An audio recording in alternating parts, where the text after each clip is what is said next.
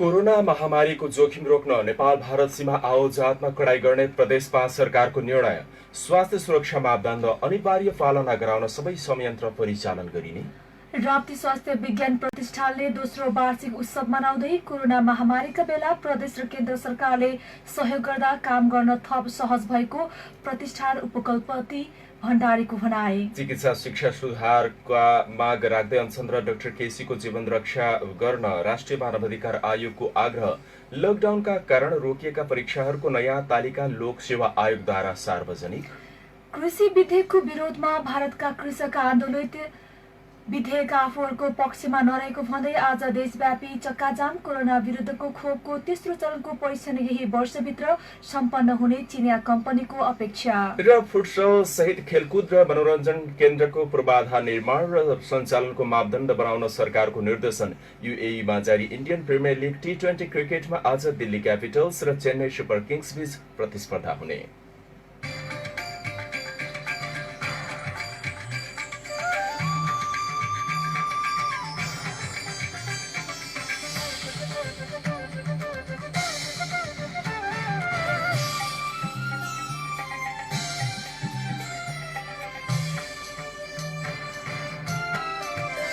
नमस्कार, इन्द्रेणी समाचारमा सहकर्मी कल्पनासँगै म छविको तपाईलाई हार्दिक स्वागत छ।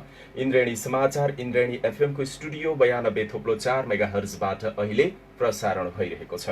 तपाईँ हामीलाई इन्द्रेणी एफएम 92.4 मेगाहर्ज, इन्टरनेटमा indrenifm.com.np र मोबाइल एप्लिकेसनबाट संसारभर एकैसाथ सुनिराख्नु भएको छ। यस्तै सामाजिक सञ्जालबाट पनि एकैसाथ हामीलाई सुन्न सक्नुहुन्छ। दाङ देउखुरीको गढवामा रहेको रेडियो साझा आवाज 88.3 मेगाहर्जबाट पनि प्रत्यक्ष सुनिरहँदा अहिलेसम्मको समाचारको सिलसिला प्रारम्भ गरौं। अब मुख्य प्रसंगबाट। इन्द्रेणी समाचारमा प्रमुख समाचार विस्तार गर्नुभन्दा पहिले मन्त्री परिषद पुनर्गठनको तयारी स्वरूप नेपाल कम्युनिस्ट पार्टीका अध्यक्ष द्वय केपी शर्मा ओली र पुष्पकमल दाहाल छलफलमा केन्द्रित भएको सम्बन्धी विशेष समाचार। सत्तारूढ नेपाल कम्युनिस्ट पार्टी नेकपा अध्यक्ष द्वय केपी शर्मा ओली र अर्का अध्यक्ष पुष्पकमल दाहाल मन्त्री परिषद पुनर्गठनको तयारीमा छलफलमा जुट्नु भएको छ। प्रधानमन्त्री समेत रहनुभएका ओली र अर्का अध्यक्ष दाहाल बीच प्रधानमन्त्री निवास बालुवाटारमा छलफल अहिले पनि केन्द्रित छ। अध्यक्ष द्वय बीच हिजो मन्त्री परिषद पुनर्गठनका विषयमा झण्डै 3 घण्टा छलफल भएको बताइएको छ। छलफलसँगै मन्त्री परिषद पुनर्गठनको गृह कार्य पनि तीव्र पारिएको छ। गत आइतबार बसेको सचिवालय बैठकले मन्त्री परिषद पुनर्गठनबारे प्रस्ताव गरेको थियो। बैठकमा सबै मन्त्री फेर्ने, 2 वर्ष पूरा भएकालाई हटाउने र नयाँ राख्ने, राम्रा काम गरेकालाई निरन्तरता दिने लगायतका विभिन्न विकल्प प्रस्तुत गरिएको छ। त्यसपछि मंगलबार पुनः बसेको बैठकमा मन्त्री परिषद पुनर्गठनबारे छलफल नै हुन सकेन। आइतबारको बैठकले नै मन्त्री परिषद पुनर्गठनको मापदण्ड बनाउने जिम्मेवारी अध्यक्ष द्वयलाई प्रदान गरेको छ। अब भने दुई अध्यक्षले मन्त्री परिषद पुनर्गठनको तयारी तीव्र पार्नु भएको छ। सोमबारको बैठकले अध्यक्ष द्वय र महासचिव विष्णु पौडेललाई पार्टी एकताको बाँकी काम टुङ्ग्याउने गरी 10 दिनभित्र एकताको प्रस्ताव तयार गर्ने जिम्मेवारी प्रदान गरेको थियो। यस्तै बैठकमा रिक्त रहेका संवैधानिक निकाय र अन्य क्षेत्रमा रिक्त रहेका राजनैतिक नियुक्तिलाई पूर्णता दिने विषयमा पनि छलफल केन्द्रित भएको बताइएको छ।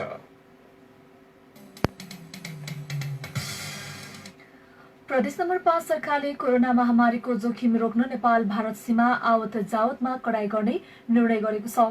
मुख्यमन्त्री शंकर पोखरेलको अध्यक्षतामा बसेको प्रदेश कोरोना संकट व्यवस्थापन केन्द्रको बैठकले छोटो समयका लागि हुने सीमा नाकाको आवत जावतमा कडाई गर्ने निर्णय गरेको हो।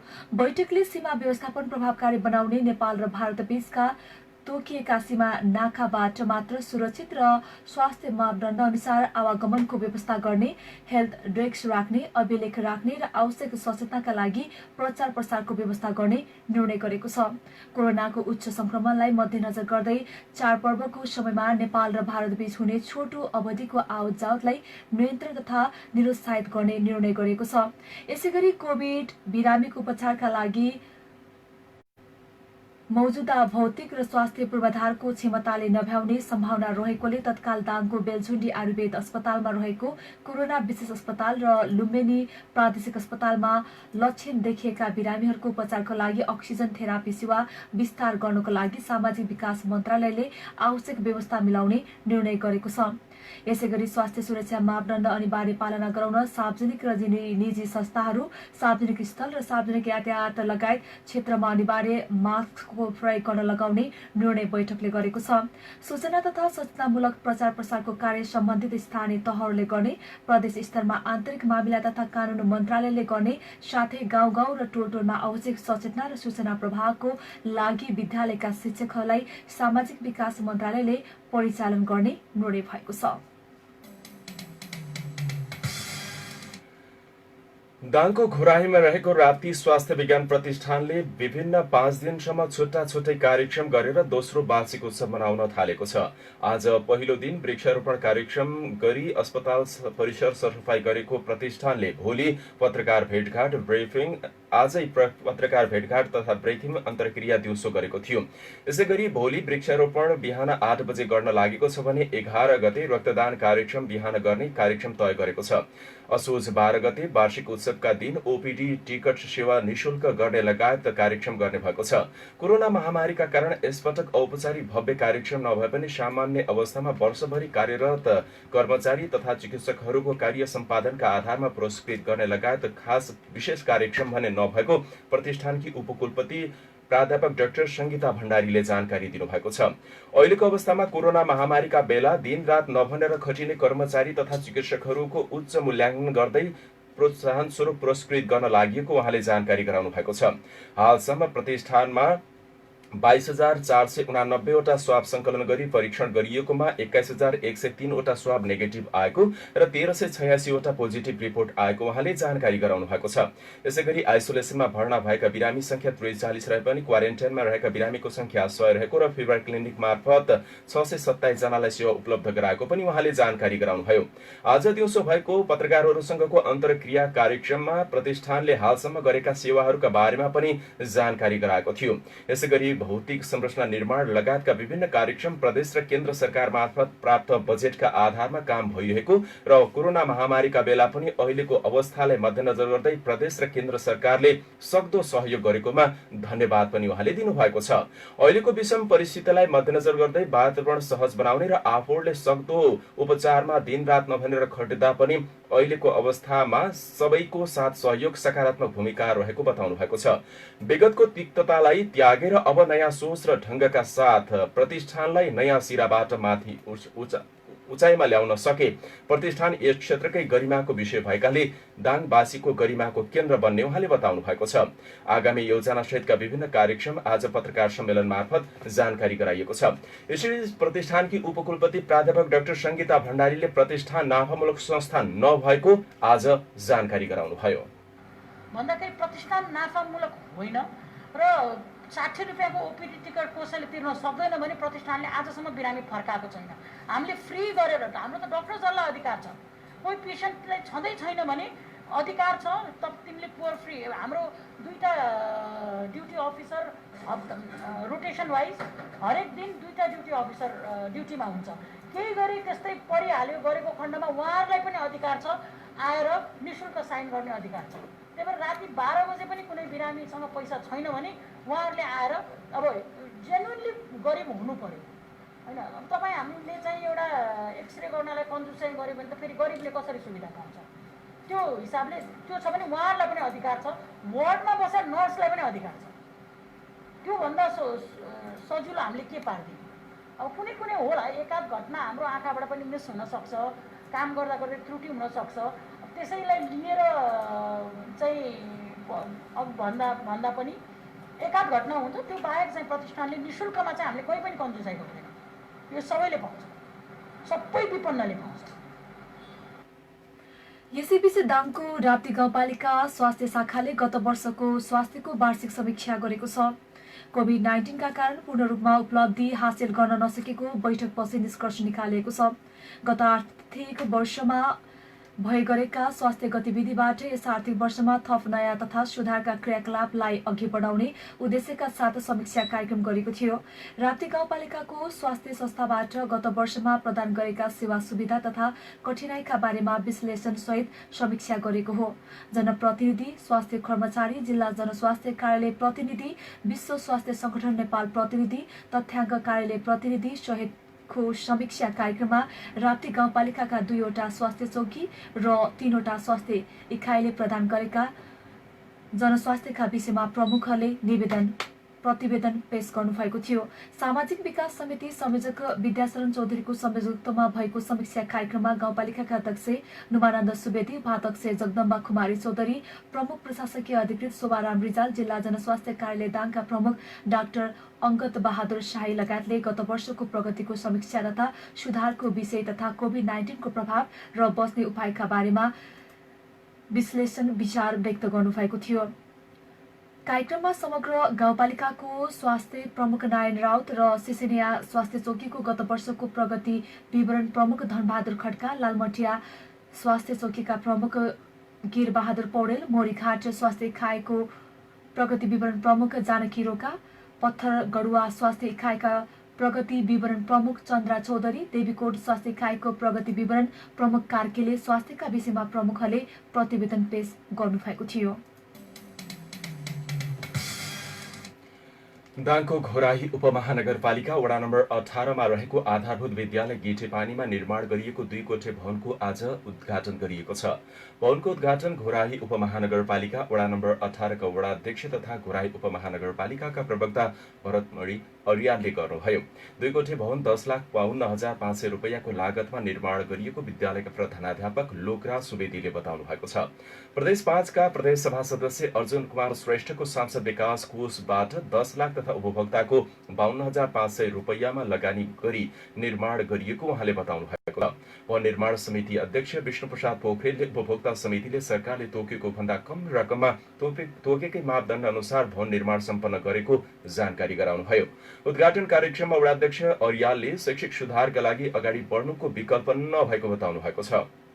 यसका लागि सबै मिलेर अगाडि बढ्नुपर्ने उहाँको भनाइ थियो।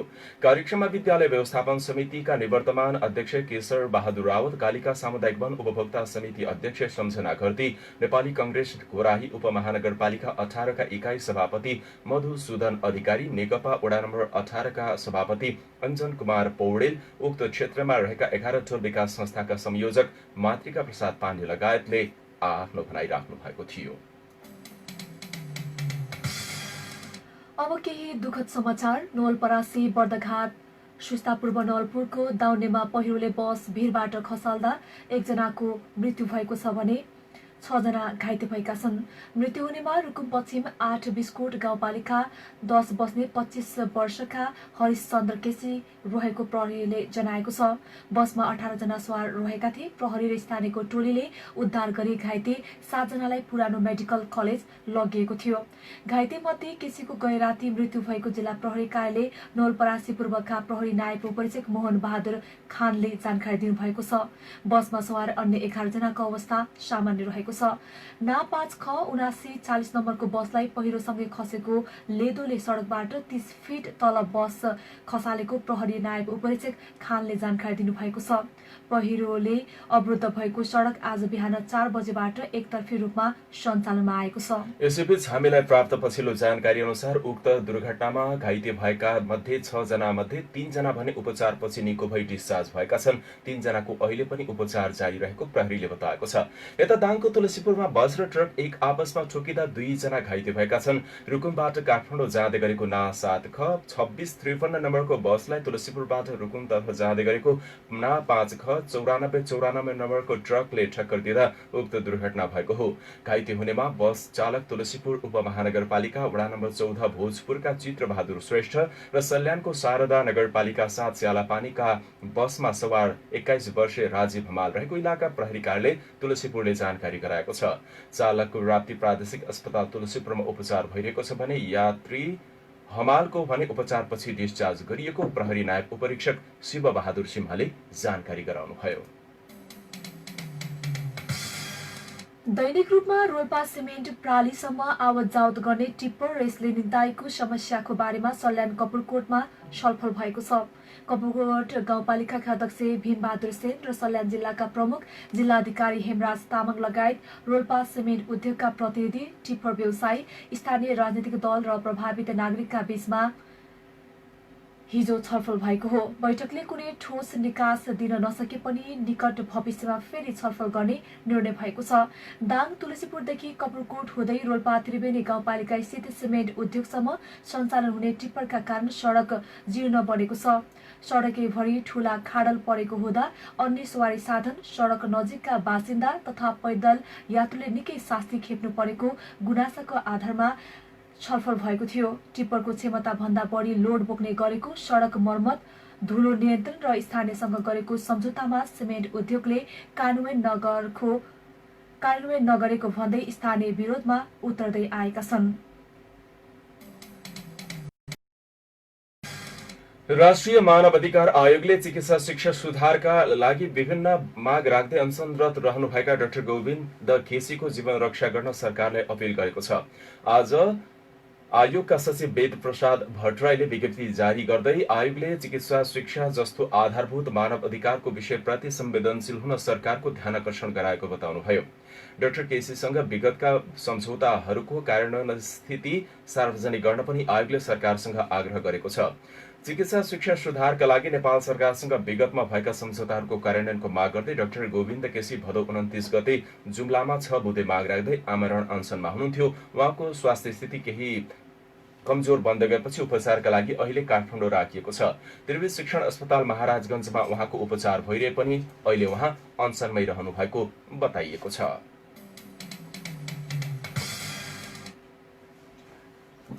संघीय संसदको उपसमितिले वैज्ञानिक वन व्यवस्थापन कार्यविधि 2071 खारेज गर्दै वन क्षेत्रको आर्थिक, सामाजिक र वातावरणीय पक्ष विचार गरी दिगो वन व्यवस्थापनका लागि आवश्यक पर्ने सूचक सहितको राष्ट्रिय मापदण्ड तर्जुमा गरेर लागू गर्नुपर्ने सुझाएको छ। प्रतिनिधि सभाको सार्वजनिक लेखा समितिले वैज्ञानिक वन व्यवस्थापन कार्यक्रमका विषयमा अध्ययन गरी प्रतिवेदन पेश गर्न गठित उपसमितिले सहभागितामूलक रूपमा दिगो वन व्यवस्थापन गर्न आवश्यक पर्ने सूचक सहितको राष्ट्रिय मापदण्ड तर्जुमा गरी लागू गर्न सरकारलाई निर्देशन दिनुपर्ने सुझाव दिएको छ। समितिको गत असार 5 गतेको बैठकको निर्णय अनुसार वैज्ञानिक वन व्यवस्थापन कार्यक्रमका विषयमा अध्ययन गरी समितिमा प्रतिवेदन पेश गर्न सांसद प्रदीप यादवको संयोजकत्वमा सांसद द्वय प्रेमबहादुर आले र मीना सुब्बा सदस्य रहेको उपसमिति गठन गरिएको थियो। लोकसेवा आयोगले लकडाउनका कारण रोकिएका परीक्षाहरूको नयाँ तालिका आज सार्वजनिक गरेको छ। आयोगले शाखा अधिकृत नायब सुब्बा तथा स्थानीय तहतर्फ महिला सहायक विकास निरीक्षक पदको परीक्षा तालिका सार्वजनिक गरेको छ। आयोगका सूचना अधिकारी देवी प्रसाद सुवेदीका अनुसार न्याय सेवातर्फका अधिकृत पदको पहिलो, दोस्रो र तेस्रो पत्रको परीक्षा क्रमशः कार्तिक 18, 19 र 20 गते हुने भएको छ। व्यवस्थाका संसदतर्फ आन्तरिक प्रतिस्पर्धाको पहिलो पत्रको परीक्षा कार्तिक 21 गते र दोस्रो पत्रको परीक्षा अब कार्तिक 22 गते हुने भएको छ। यसैगरी परराष्ट्र प्रशासन, लेखा परीक्षण र संसद सेवातर्फ खुला र समावेशी कार्तिक 23 गतेबाट सुरु हुने भएको छ। नायब सुब्बा पदको द्वितीय पत्रको परीक्षा मङ्सिर 7 गतेका लागि तोकिएको छ भने तृतीय पत्रको मङ्सिर 8, 9, 10 र 11 गते तोकिएको छ। परराष्ट्रतर्फ अंग्रेजी र कूटनीतिक विषयको परीक्षा भने मङ्सिर 12 गते हुने आयोगले आज जारी गरेको सूचनामा जनाइएको छ। पीडित पक्षी र नागरिकको चर्को दबावपछि अन्ततः सरकारले तेजाब एसिड आक्रमण रोक्न कडा कानून समेटिएको अध्यादेश जारी गर्ने निर्णय गरेको छ। तेजाब आक्रमण विरुद्ध फौजदारी अपराध संहिता ऐन संशोधन सम्बन्धी र बिक्री वितरण नियमन सम्बन्धी 2वटा अध्यादेश मन्त्री परिषदमा पेश भएको र मन्त्रीहरूलाई राय सुझाव दिन आजसम्मको समय दिएको कानून मन्त्री शिवमाया तुम्बाहाङफेले जानकारी दिनुभएको छ। अध्यादेश राष्ट्रपति कार्यालय कहाँ पठाइने उहाँले बताउनु भएको छ। नयाँ कानून अनुसार तेजाब सम्बन्धी कसुरमा 20 वर्षसम्मको सजाय निर्धारण गरिएको छ। 10 लाखसम्म जरिमाना तोकिएको छ। आक्रमणकारीको सम्पत्ति रोक्का गरेर पीडितलाई तुरन्तै क्षतिपूर्ति भराइने पनि नयाँ कानूनमा समेटिएको छ। तेजाब छ्यापेर पीडितको अनुहार, आँखा, नाक, कान, घाँटी तथा संवेदनशील अङ्गमा क्षति पुर्याएमा 20 वर्षसम्म कैद सजाय निर्धारण गरिएको छ। शरीरका अन्य अङ्गमा तेजाब मात्रै परे 10 वर्ष सजाय भुक्तान गर्नुपर्नेछ। 20 वर्ष कैद सजायको हकमा 1 दिन पनि सजाय छुट नहुने र पुरै अवधि जेल बस्नुपर्ने प्रावधान राखिएको कानून मन्त्री तुम्बा हाङफेले जानकारी दिनुभएको छ। तेजाब बिक्रीमा पनि सरकारले कडाई गर्ने भएको छ। जिल्ला प्रशासन कार्यालयबाट लाइसेन्स लिएर मात्र बिक्री वितरण गर्न पाइने र वर्षे पछि लाइसेन्स बिक्री इजाजत अध्यावधिक नवीकरण गर्नुपर्ने नयाँ कानूनमा व्यवस्था रहेको छ। प्रधानमन्त्रीले अपराध नियन्त्रण गर्न पीडितलाई न्याय दिलाउन गत भदौ 25 गते यसअघि विभिन्न तेजाब आक्रमणका घटनामा परेका झण्डै 12 जनासँग परामर्श गर्दै सुझाव लिएको थियो। अब कोरोना सम्बन्धी समाचार। कोरोनामा सबैभन्दा दाङमा आज बैंकमा कार्यरत 8 जना कर्मचारी सहित 14 जनामा कोरोना संक्रमण पुष्टि भएको छ। कोरोना संक्रमित हुने सबै तुलसीपुर उपमहानगरपालिका अन्तर्गतका रहेका छन्। आज राप्ती स्वास्थ्य विज्ञान प्रतिष्ठानमा गरिएको स्वाब परीक्षणमा 13 पुरुष र 1 महिला गरी 14 जनामा कोरोना संक्रमण पुष्टि भएको तुलसीपुर उपमहानगरपालिका कोभिड-19 फोकल पर्सन विमल केसीले पुष्टि गर्नुभएको छ। उहाँका अनुसार सबै संक्रमितको प्रतिष्ठानको फिभर क्लिनिकबाट कोरोना परीक्षणका लागि स्वाब संकलन गरिएको थियो। देखिएपछि प्रतिष्ठानको फिभर क्लिनिकबाट उनीहरूको स्वाब संकलन गरिएको फोकल पर्सन केसीले बताउनुभयो।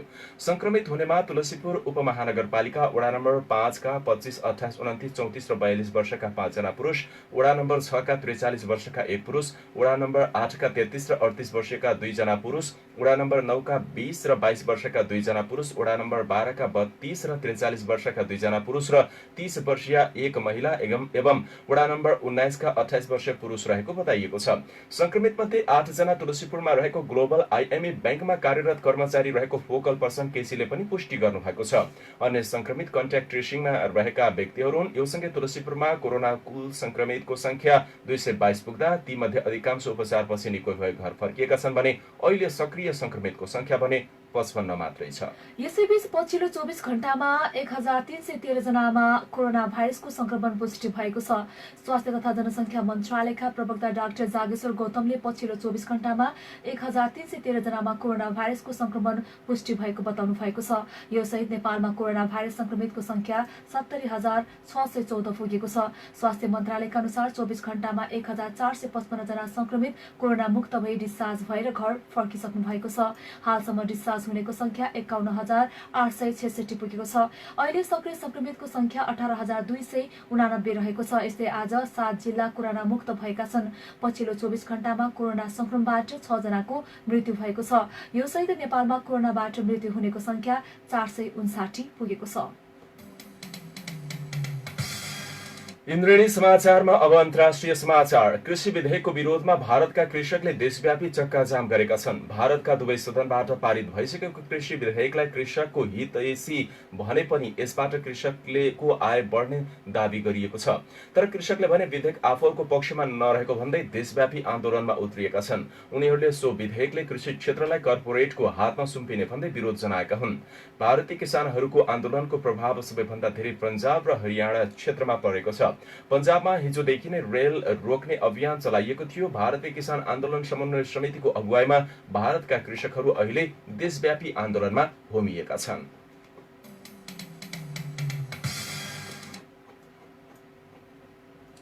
कोरोना भाइरस विरुद्धको खोप उत्पादन गरिरहेको चिनिया कम्पनी सिनोभ्याक बायोटेकले यस वर्षको अन्तिम चरणको मानव परीक्षणको विश्लेषण यही वर्षभित्र सम्पन्न गर्ने अपेक्षा गरेको छ। यो खोप प्रभावकारी भए नभएको विश्लेषण गरी नियमनकारी निकायबाट यही वर्षभित्र स्वीकृति लिइसक्ने सिनोभ्याकले जनाएको छ। सिनोभ्याकसँगै पश्चिमी मुलुकमा विकास भइरहेका कोरोना विरुद्धका खोपहरू पनि मानवीय परीक्षणमा तेस्रो चरणमा रहेका छन्। इन्द्रेणी समाचारमा अब केही खेल समाचार। सरकारले फुटसल सहित खेलकुद र मनोरञ्जन केन्द्रको पूर्वाधार निर्माण तथा सञ्चालनको मापदण्ड बनाउन निर्देशन दिएको छ। युवा तथा खेलकुद मन्त्रालयले नयाँ ऐन अनुसार फुटसल, पौडी, पोखरी, जिम जस्ता खेलकुद र मनोरञ्जन केन्द्रको सञ्चालनका लागि मापदण्ड तयार गर्न राष्ट्रिय खेलकुद परिषदलाई निर्देशन दिएको हो। पछिल्लो समय शहर बजारमा फुटसल, पौडी, पोखरी र जिमको व्यवसाय फस्टाएको छ, तर सो व्यवसाय सरकारको कानूनी दायरा बाहिर रहेको थियो। फुटसल, पौडी र जिम सञ्चालनको नियमन गर्ने कानून समेत सरकारसँग थिएन, तर नयाँ खेलकुद विकास ऐनले फुटसल, पौडी, पोखरी, जिम जस्ता खेलकुद सञ्चालनको मापदण्ड बनाउने व्यवस्था गरेको छ।